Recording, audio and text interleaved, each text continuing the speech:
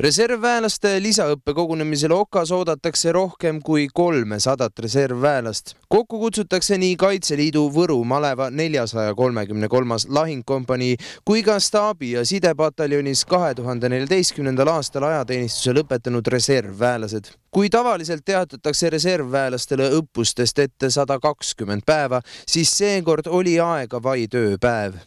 See muutis tööd ka üksuste komplekteerimisel. Kui tavaliselt reservväelane saab kutse 120 päeva, siis täna meil seda aega ei olnud ja me nägime päris palju vaeva selle nimel, et ulatuda iga reservväelaseni, keda me ootame, siis tänasele reservõppusele oli see siis e-maili teel, SMS-iga helistasime ja nii edasi.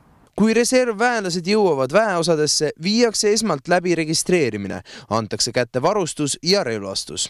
Seejärel on aeg õppimiseks. Tutvustame uusi relvi, samamoodi tuletame meelde vanu relvi ja relvaõppe kindlasti, siis koostegevuse jaoks vajalikud protseduurid, harjutame läbi ka nende põhifunktsiooni ehk ülesannet, mis on siis staapide püstitamine, ja ega rohkem siia praegu ei mahugi.